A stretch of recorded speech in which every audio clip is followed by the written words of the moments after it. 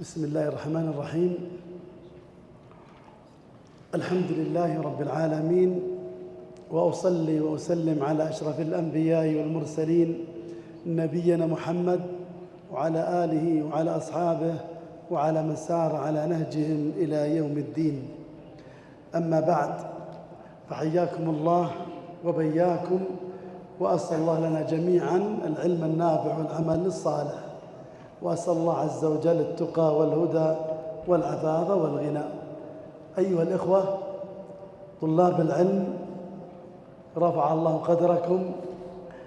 نكمل ما انتهينا منه، فذكرنا أصحاب النصف، ندخل الآن أصحاب الربع. لكن إذا أتقنا أصحاب النصف بتفاصيله يسهل علينا الباقي.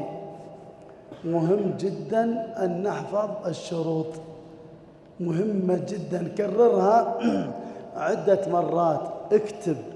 فأود تلخص كل ما أخذت بيدك. كنا ذلك الوقت نكتب. مر علي إذا أعقد دروس يريدون الطلبة قبل الكتاب سأكتب لهم وأعطيهم من حفظي. فكل ما كتبت من حفظك يكون أرسخ، لأن في طرق أحيانا لو في وقت متسع كان ذكرت لكم بعض الطرق، كان أقول أكلفك تلخص لي من حفظك أصحاب النصف بأي طريقة تستخدمها، ومرات أذكرها طريقة أخرى لكن ضيق الوقت.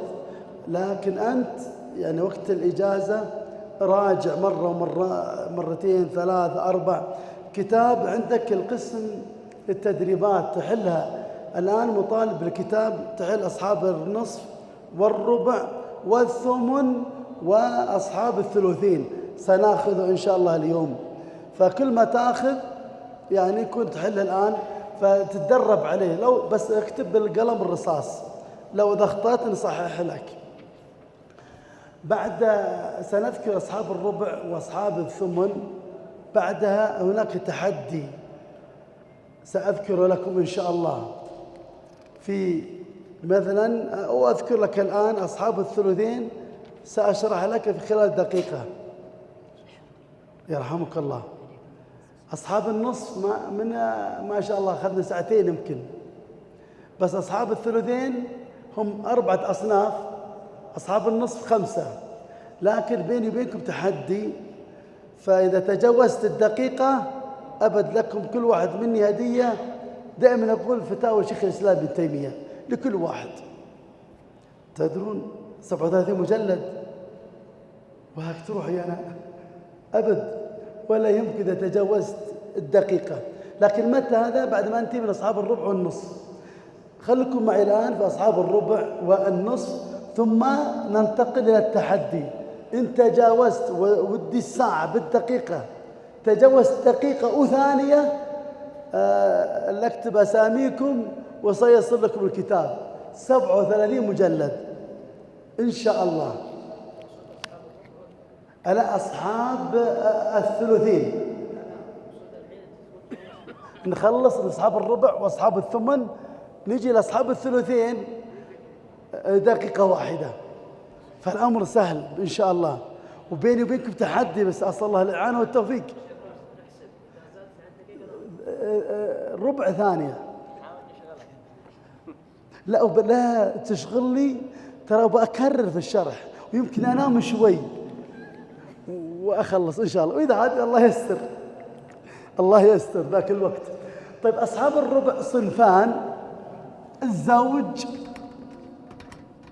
والزوجة فأكثر.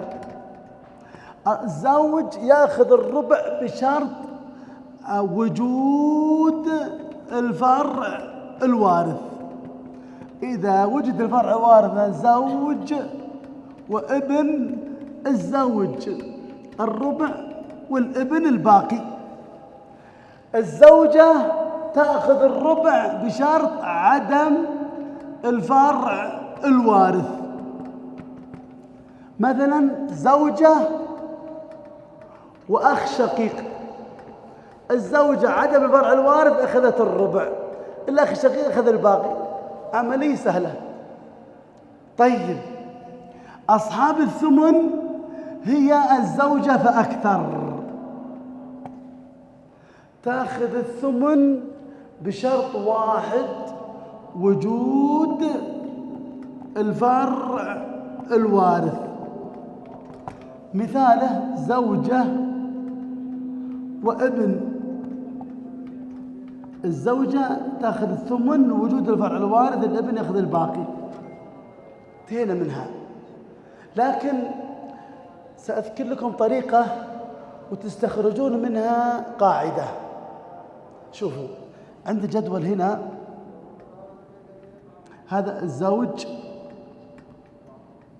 وهذه زوجة.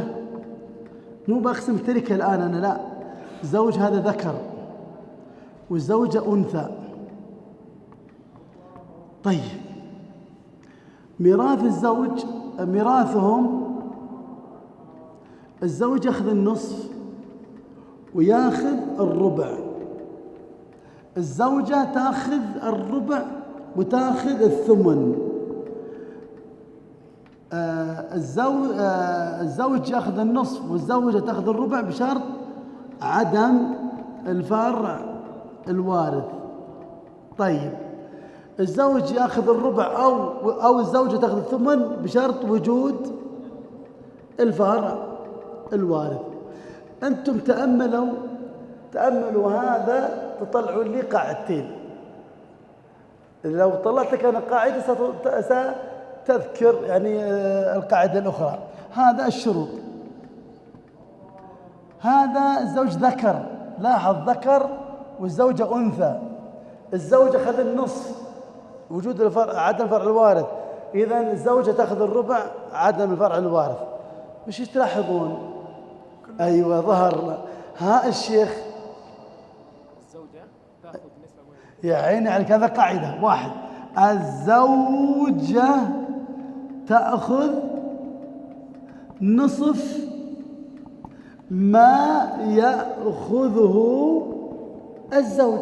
يا سلام، الزوج أخذ النصف عدم فرع الوارث، إذن الزوجة كم تأخذ؟ النصف كم؟ الربع. الزوج إذا أخذ الربع وجود الفرع الوارث، إذن الزوجة كم تأخذ؟ نصف الربع والثمن. هذا قاعدة جميلة. أيضا في قاعدة أخرى. ها الشيخ؟ أيوة، الزوج يأخذ ضعف ما تأخذه الزوجة. هذا كلامك باختصار.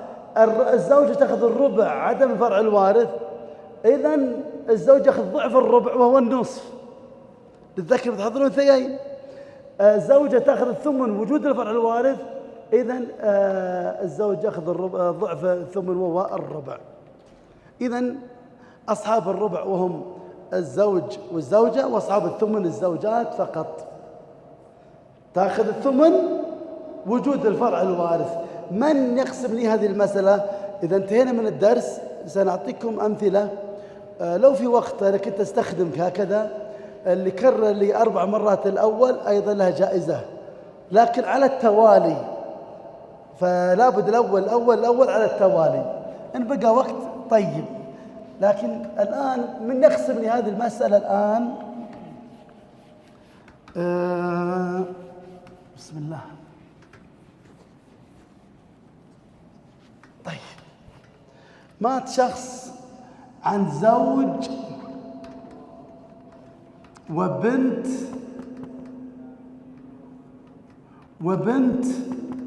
ابن.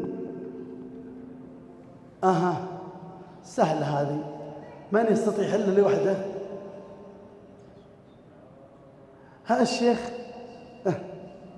الزوج الربع، تمام، والبنت النصف، وبنت الابن أحسنت، فرضي، ما شاء الله، تكملة الثلثين. طيب نبغى واحد ثاني. من يقسم هذه التركة؟ 8 زوجات وبنت وأخت شقيقة. من يقسم هذه المسألة؟ ها؟ ايش تقول؟ ايش كتبت انا الحين؟ ها؟ كم كتبت انا؟ ها؟ 8 زوجات؟ الرجال عصمته 4. كيف 8 زوجات؟ الرسول صلى الله عليه وسلم مات على 9. هذا من خصائص الرسول صلى الله عليه وسلم. كيف أنا 8 زوجات؟ في الأخير خربناها يا ولد. ممكن يكون سبق قلم، يمكن سبق لساني، ممكن عاد. أنا إيش أسوي يمكم الحين؟ وبث مباشر وقال 8 زوجات. لا لا لا، يجيب لنا هذا الشيء ده غير. لا والله ما أقول لكم حاجة، أنا متعمد 8 زوجات، متعمد في حالة أن يأخذ. لو جت مسألة في حالة معينة طبعا لا شك إذا عنده 4 زوجات لو طلق واحدة ويريد يأخذ الخامسة يصير تحل محل الرابع، نقول لابد العدة يعتد الرجل من 4 للرجل له 4 حالات في العدة. مثل إذا عنده 4 زوجات طلق لابد ينتظر حتى تنتهي عدة الرابعة ويتزوج. أو عنده طلق بنت بيريد يأخذ أختها، نقول انتظر عدة هذه الزوجة. إذا الرجل لو جاء يلغز هل الرجل له عدة؟ نقول يعتد له عدة 4 حالات منها هذه. إذا الرجل ما يجوز يتزوج الخامسة. لو زوج الخامسة هذا الخامسة باطل نكاح في سفاح. لكن أنا متعمد في حالة واحدة. متى أورث 8 زوجات؟ ها الشيخ عبد الإله؟ لا، إذا هو بعصمته لابد 4. هنا الآن 8. أوقع عليها، أوقع وأختم في حالة واحدة بس. يا عيني عليك، أحسنت. عنده 4 زوجات هو، وجابوا له السمرقع، أتعبوه في حياته. كلمة لهجة عامية هذه أنتم ما تعرفونها. المهم أتعبوه في حياته، وعنده ما شاء الله خير. قال هؤلاء بنات ذا الزوجة يرثن مني؟ لا لا لا لا. وفي مرضه المخوف أوقع عليهن الطلق، الأنتن طوالق. ليش؟ لقصد حرمانهن من الميراث. هو في مرض الموت المخوف، فيعامل معاملة نقيض قصده. فإنهن يرثن ما لم يتزوجن أو يرتدن، يرتد منهن. طيب إذن يرثنهم.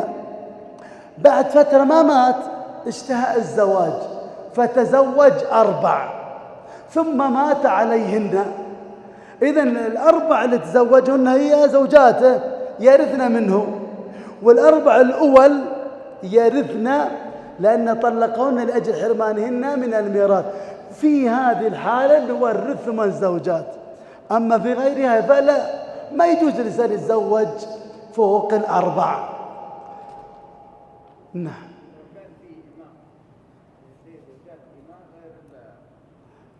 لا، وإذا يملكهم، إذا كان يملك الإمام ما يجوز الزواج بهن، لأن عقد الملكية أقوى من عقد النكاح.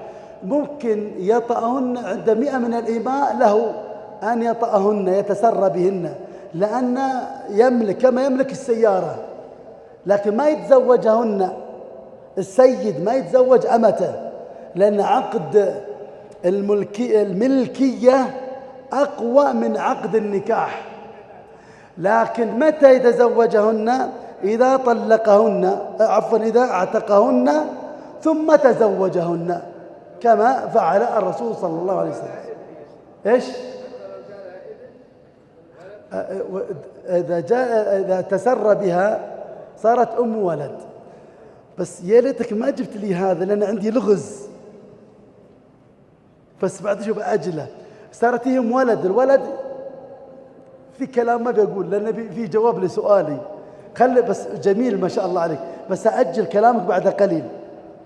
طيب إذن الآن كما أني ذكرت لكم اللسان بعصمته 4، ما يجوز يتزوج بالخامسة. طيب إلا في حالة في الميراث 8 زوجات مثل ما ذكرت لك. طيب عندي إيش رايكم أعطيكم في موقف ظريف حصل لي. في موقفين والله، مواقف كثيرة. بعطيكم موقف أولا مع الوالدة الله يغفر لها ويسكنها الجنة. وأنا صغير أنا من النوع إذا أمي إذا غضبت يعني في الضغط وسكر، أنا ما يعني أجلس عندها، ما خلي أطلع. وإحنا صغار في الابتدائي كنت خاف يرتفع عليها الضغط، خلي تضرب فيني إلى ترتاح. المهم مرة أنا ما أدري إيش سويت غلط بالصف الرابع، طفولية يعني ما أدري إيش سويت أنا. امسكتني الوالدة الله يغفر لها، الله كنا العام الماضي، الوالدة توفت وأنا عمري 12 سنة يمكن في أول متوسط. المهم مسكتني قالت سأضربك، ما أدري لهجتي نفس لهجتكم ولا لا، أضربك إلى أن تقول بس. عندكم ذي اللهجة؟ أضربك أما تقول بس. أنا سمعت بس من أولها قلت بس لأن أخذت كلامي أضربك أما تقول بس، يلا من بس. هي ضحكت حيل وحضنتني رحمة الله عليها، ونجيت من الضرب الله يغفر له ويسكنها الجنة. جاء واحد مهموم يعني جاني وأنا في المكتبة قال لي يا شيخ راشد ادعي لي. قلت طيب ذكرني. راح ورجع قال لي شيخ راشد ادعي لي. قلت طيب بس ذكرني. استغرب هو قال لي شيخ راشد أقول لك ادعي لي تقول ذكرني، يا أخي متى أذكرك؟ قلت ابن الحلال أنا ذكر، قل ادعوا لي مو بأنثى، ادعي لي بس ذكرني اجعلني ذكر. هو راح من التذكير وأنا أقول اجعلني ذكر. بس طيب ذكرني تقول ادعي لي، شايفني أنا بنت تقول ادعي لي؟ أخي بس ذكرني، قل لي ادعوا لي وأدعو لك. الله يسعدك. ضحك وابتسم، زال هم راح عني ما خلاني أدعو له يعني أحيانا تجي مواقف كذا. موقف ثالث خلنا نغير جو إني تعبتكم أنا مساحة. كنت بالرياض أدور مكانه وضيعت مكانه، قال وشرت واحد أنا ما أعرفه، بس أحيانا يعني تجي عفوية كذا مني. فتحت الدليل النافذة قلت يا شيخ أبغى مكان فلان كذا، وين محله؟ قال إيه راح سيدة أما تجيك الإشارة، قلت أنا أنتظرها حتى تجيني قلت تقول راح إلى أن تجيك الإشارة اللي تجيني، قلت أنتظرها يعني هنا حتى تجيني الإشارة. ويضحك قال ابن حلال أنت راح لها. هذه من بعض المواقف. يسعدك رب. آمرني.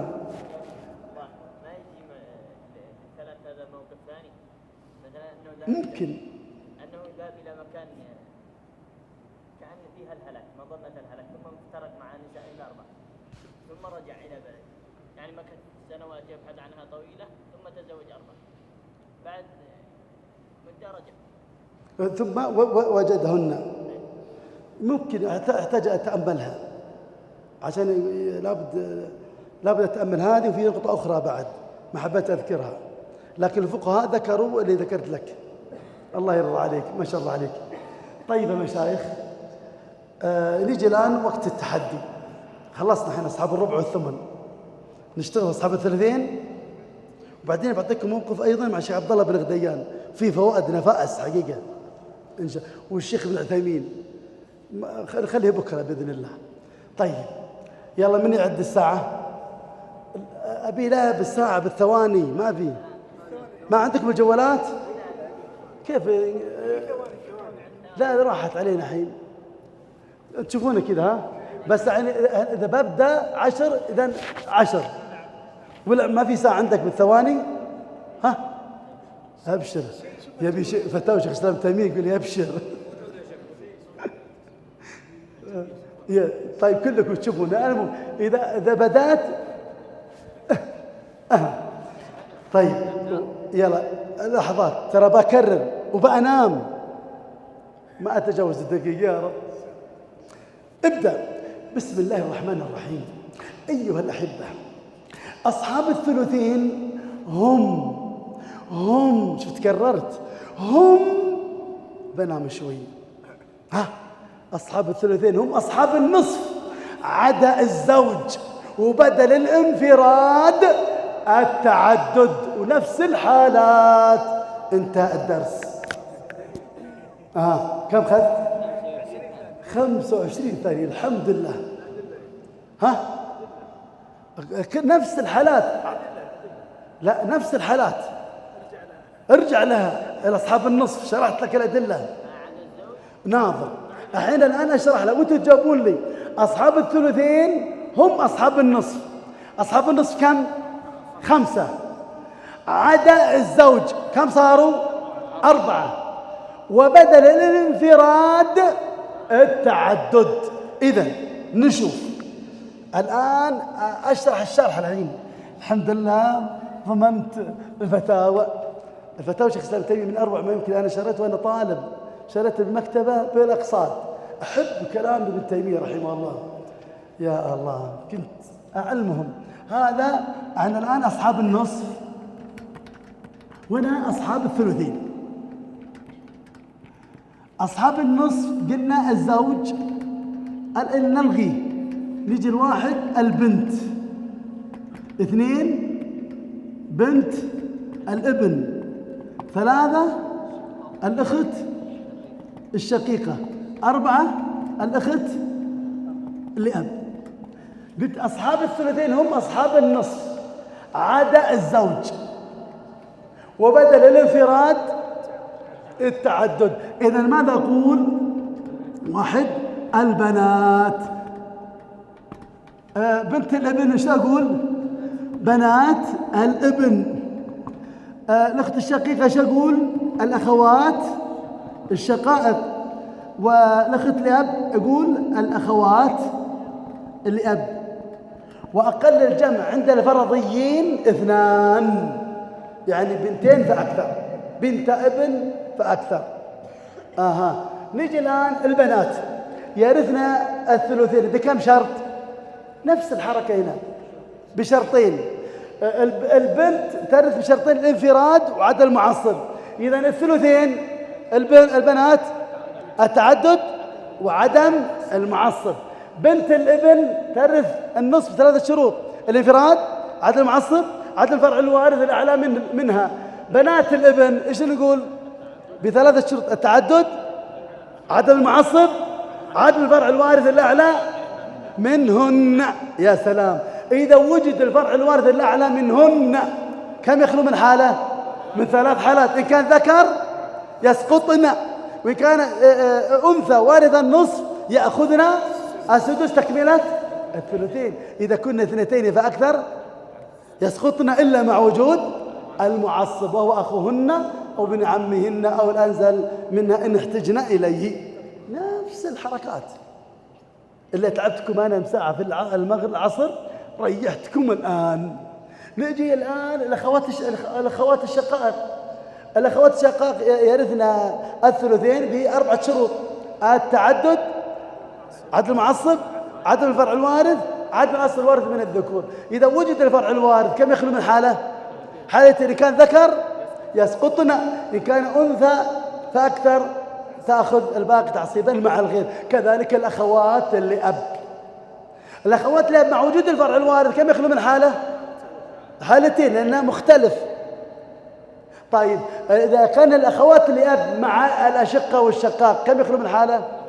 3 مماثل، 3 نقط. إن كان ذكر يسقطن، إن كانت أنثى وارث النصف يأخذن السدس تكملة الثلثين. إذا كنا 2 فأكثر يسقطن إلا مع وجود المعصب. يا مشايخ واضح؟ شيخنا الأخوات لأب، بس في نقطة كذا، الأخوات لأب في الغز. والله الغاز كثيرة من الشيخ عبد الله بن عقيل رحمه الله. كان في موقف معي مع الشيخ بعدما طلعت من الشيخ ابن عثيمين وتأسست عليه حقيقة رحمه الله، الفضل لله ثم هؤلاء المشايخ. انتقلت أقرأ على الشيخ عبد الله بن عقيل رحمه الله، وقلت سأقرأ عليك حفظا الرحبية، ثم قرأت عليه نظر. أقرأ، قال لي أنت فاهم؟ قلت له نعم فاهم. وأقرأ، قال لي أنت فاهم؟ قلت إيه فاهم. وظن الشيخ أجامله، قال أنت فاهم؟ 3 مرات. قلت إيه نعم فاهم. قال الحين في كأنه يقول لي أبى أشوف هذا الفاهم، ويسألني وأجاوب ويسألني وأجاوب، ثم سبحان الله انشرح صدره لي، وكل ما أجي أعطيني ألغاز. وقرأت عليه المخطوطة، أعطاني مخطوطتين الفواكه الشيخ كلها كتبتها وعلقت تعليقات وأخذت من كلام الشيخ. والعذب الفاضل صرت أقرأ عليه كثير. ومن الألغاز قال الولد، ناظر لغز، قال الولد أول ما تزوج أبي بأمي كنت بالغا. أعطيكم هذا السؤال ولا أول مرة؟ الحمد لله. أول ما قال الولد اللي عنده معرفة في اللغة، عنده معرفة، يعني شوف، أول ما تزوج أبي بأمي كنت بالغا. كيف؟ فكر لحظات، لا تستعجل. أول ما تزوج أبي بأمي كنت بالغا. كله من الشيخ.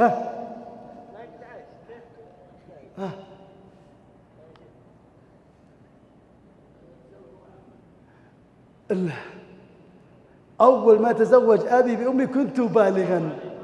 إيش؟ ليش؟ ما شاء الله عليك. صراحة إجابة خاطئة. تسلم. أنا والله على راسي، أنت تاج راسي، الله يسعدك. ومن تواضعك تقبلت مني هذا الكلام. ها الشيخ، لحظات بعد شوي، لا تستعجل مسبتك يا شيخ، ما خربت علي اللغز. في أحد من هنا يجاوب؟ الشيخ تجاوب؟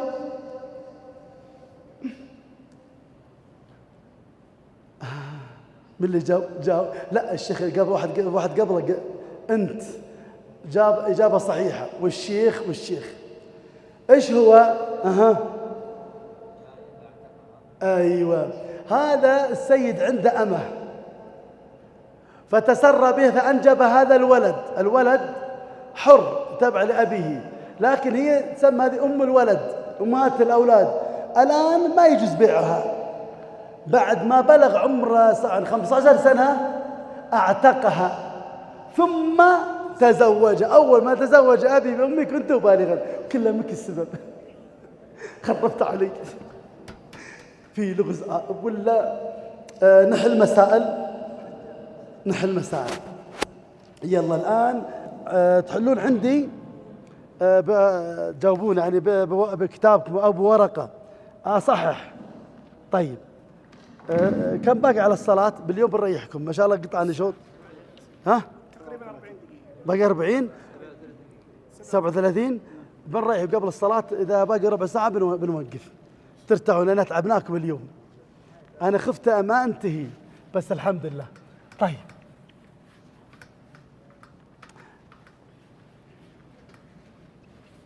يلا. طبعا أسرع واحد أو مات شخص عن زوجة وبنت و3 بنات ابن فقط. اذكر فروضهن. اللي ما أخذته ما تأخذ، يعني مش تحله. يلا اقسم المسألة. أعطوني ما جاوبته. أبي القلم. شوف أحسنت. الأول الله يرضى عليك. الثاني ما شاء الله. يلا نبدأ خلاص نوقف بعدين نرجع مرة ثانية. مش واضح يا شيخ، وين نظارتي؟ بسم الله. ممتاز ممتاز. الرابع ما ادري الثالث. شوفوا يا مشايخ، معلش شيخ عشان ناخذ مثال ثاني كذا عشان تدربون عليه. زوجة تاخذ الثمن لوجود الفرع الوارث، البنت تاخذ النصف بشرطين. سلمكم الله 3 بنات ابن لوجود الفرع الوارث الأعلى منها لا يخلو من 3 حالات، إن كان ذكر يسقطن، إن كانت أنثى وارثة النصف يأخذن السدس تكملة الثلثين. طيب من هذه المسألة زوج وأخت شقيقة و4 أخوات لأب. يلا قلمك يا شيخ، عندك قلم ثاني؟ خلي عندي. إيه الله يرضى عليك. أشوف عساك يا رب تحل. أيوة ممتاز ممتاز ممتاز. الأول راحت عليك الحين. أنا بدور واحد غلط. زوج نص أحسنت. الثاني في مسألة أتحداكم تحلونها. هذا الربع ليش ذا؟ النصف؟ نصف. اي الثالث. تمام نقف عند الشيخ. لا راحت فلوس المسلمين. ليش؟ لا النص سيأتي باب العول إن شاء الله، بس طبعا هذا يكون السدس. الشيخ نمسح محلته الحين. يلا خلينا نرجع. لا راحت فلوس المسلمين. ايش هذا؟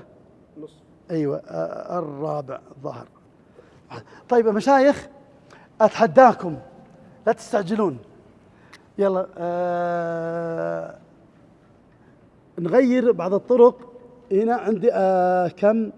النصف والثمن والثلث.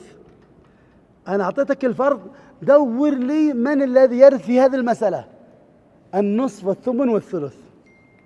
أنا أقول تحدي عليكم مني، كلام إرهاء عن تخويف بس. يلا أشوف. لا اكتب ولا تتكلم. خطأ. هيا مشايخ. يلا عبد الله. يلا مشايخ.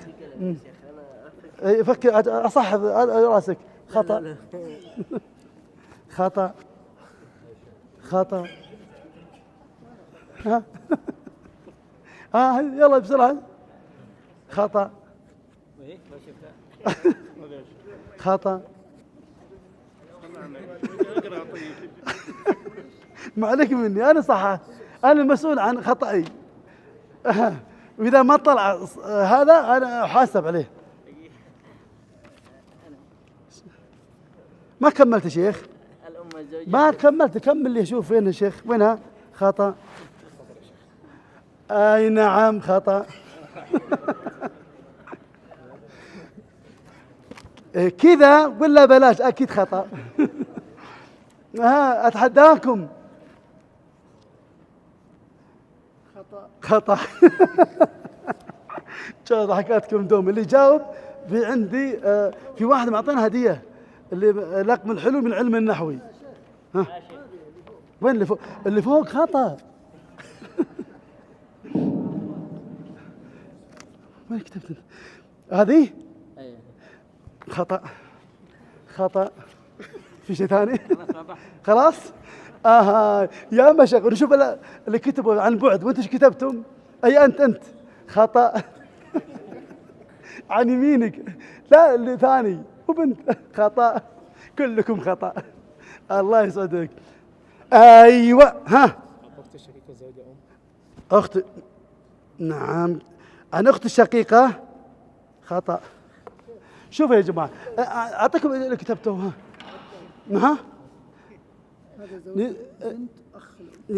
خطأ. نحل جماعي. يلا حتى على المشاهد اللي معي. خطأ. تتابع. يلا طيب. الآن الزوج، وانا بعلمك وين الخطأ. الزوج كم ياخذ النصف؟ من ياخذ النصف؟ البنت. تمام. يلا البنت أخذت النصف هذه المسألة. نكمل. طيب الآن الثمن، من اللي يأخذ الثمن؟ الزوجة. تمام. طيب الثلث، من يأخذ الثلث؟ أخت الأب. الأم كيف تأخذ الأم الثلث مع وجود الفرع الوارث؟ أخت الشقيقة كيف تأخذ؟ هي ليس من أصحاب الثلث أخت الشقيقة. ها الأخ لأم لا، ما يأخذ. اللي أخذنا احنا مفترض أنا أخر هذا السؤال. بنت الابن مستحيل تأخذ النصف، ما تأخذ الثلث. بنت الابن تأخذ السدس. الخطأ ما يمكن. الأم لا، أنا بثلث كاملا. مفترض أن أخر هذا السؤال إلى بعد أولاد الأم أصحاب الثلث. اليوم أنت عجلت اليوم. أخليكم ابحثوا عنها ونجاوب عليه بكرة إن شاء الله. أصحاب الثلث. طيب باقي نقطة أخرى. أصحاب الثلث طبعا هذا سؤال أحد الزملاء سألني إياها، بعدين أعطيكم قصته إن شاء الله. نبي واحد يطلع لي ويحل لي المسألة. من يستطيع؟ شيخ تجي؟ لا دي خلي أفكر فيها. أحد يطلع؟ نبي يدور واحد ثاني. لا تخافوا. أكتبها لكم. تبغى أكتبها لكم ولا نخليه بعدين؟ كما تريدون، بس اللي أخذناه يعني. أبي واحد كذا. الشيخ وإذا غلط أعطيتك هدية. أنا ما أعطيتك، إذا أعطيتك باخذ الهدية منك. طيب قم شيخنا، بس خليك دقيق وسريع في الإجابة. ما شخص عن زوجة. أقلام راحت. زوجة وبنت. خليك نبه. زوجة وبنت وأربع بنات ابن. وعندي ابن الابن. 4 بنات ابن وابن. لا باقي واحدة بس. زوج. يلا اقسم التركة. تأنى فيها. المسألة فيها خلل أصلا. كيف؟ يا عيني عليك والله برضي. هذا ما شاء الله نبه. بعض الناس قال الزوجة لها الثمن وجود الفرع الوارث. طيب ما في إشكال.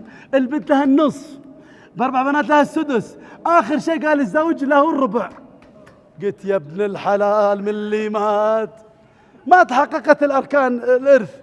لابد المورث الزوج والزوجة أحياء من اللي مات. بس ما شاء الله عليك ذكي. أبي أخدعك. ليش؟ قلت زوجة وبنت و4 بنات ابن، بعدين ابن أبي أنا أعمل لك كذا. بس ما شاء الله عليك، ما شاء الله. فرضي أسعدك الله. كم إيش اللي تبي؟ في لقم الحلول من علم النحوي، ولا تبي الدر المصون في دراسة علم الأصول؟ الدر المصون في علم الأصول. تفضل أجل لقم الحلوي. الله يسعدكم. هذا من تأليفاتنا والله يتب علينا. مشايخ ودي تحلون. أنا الآن ما بقى لي قليل الحين صح؟ يعز علي والله الفرق. ما أنا أخي لكم مكانة كبيرة، بس يلا تعود الصبر. نلقاكم إن شاء الله يعني بكرة بإذن الله، إذا الله يعني كتب لنا شيء من العمر. بس ودي يا مشايخ المعلومات هذه لا تترك. يا ليت تراجع الليلة قبل النوم. ودي تحلم في النوم، يعني لا تترك. وحل المسائل واسألني إذا استشكل عليك. عندك مسائل عدة كلها بتحلها بقلم الرصاص. مهم حتى يثبت، لأن الحفظ والفهم والاستمرار، المراجعة قبل الدرس والمتابعة أثناء الدرس والمراجعة بعد الدرس، يكون عندك رسوخ في العلم.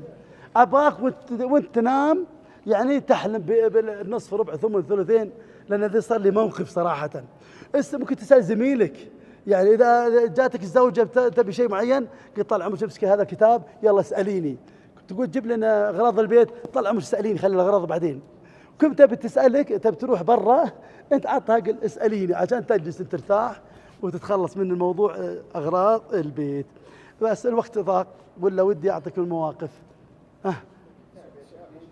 إيه كتاب، إيه موجود من عيوني، موجود هنا، سأخذ إن شاء الله من هنا. جايبين ما شاء الله الخير 150 نسخة، حتى اللي أحد يبغى يدي لصاحبه ما في إشكال عندنا. الله يسعدك وأنت على أجر. أي والله سبحان الله، تعطينا لسان أن يصبر ويحتسب، الشوك يشاكها يجر عليها، فما بالك أعظم من ذلك. ومع ذلك يشغل بسمتك هذه تحمد الله وتشكر الله، هذه نعمة عظيمة جدا. الله يسعدنا ويسعدك يا رب. إذا حب الله العبد ابتلاه. يقول عبد الله بن غدير رحمه الله سبحانه، مواقف تمر عليه، يقول الإنسان يعد الله يعد الإنسان منزلة في الجنة لم يصب بها عمله، فيصاب بمصائب فيصبر فينزله تلك المنزلة.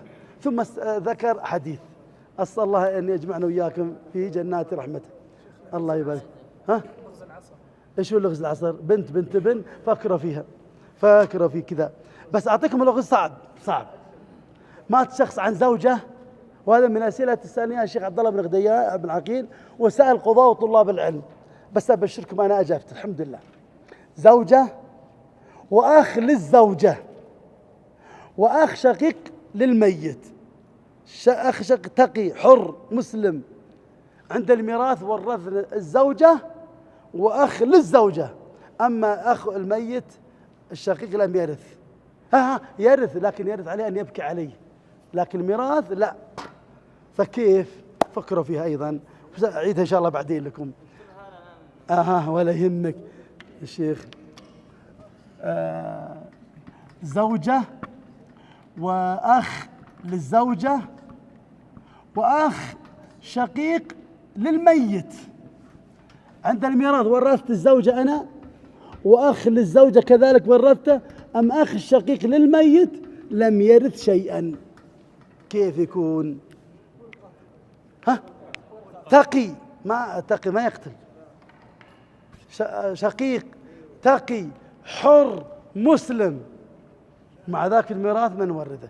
لو جاتني هذه المسألة سوقع عليها مثل ما ذكرت، زوجة أورثه وأخ للزوجة أورثه أيضا، يرث من الميت، ورثته الآن. بس كيف ورثنا؟ انت هذا فكرة، هذه خطوة بعدها تفكير. ربما أخ الشقيق قتله أو تقي ابن الحلال، ما يعرف يشيل السلاح، تقي. أخ الزوجة هو أخ الشقيق للميت. كيف أخ الشقيق هذا ما وارث أخوه يرث؟ كيف كذا؟ تفرق بين الاثنين بدون بفرق.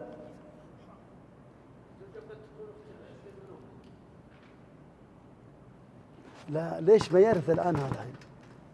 من الأصول لكن ايش قرابته بالزوجة؟ الله أعلم. لا ما أجاوب، إن جاوبت عرفتم. بس رائع، الشيخ ما شاء الله جاب لي نقطة، والشيخ جاب لي نقطة، بس لو أجبت الله. الابن صعب بيكون، كيف يكون ابن ويعني أخ للزوجة ويكون ابن للميت؟ ما يجي. بس قربت يا شيخ، ما بي أوصل. انقر. لا اللي مات الزوج، أي الزوج هذا عن زوجة وأخ للزوجة وأخ شقيق.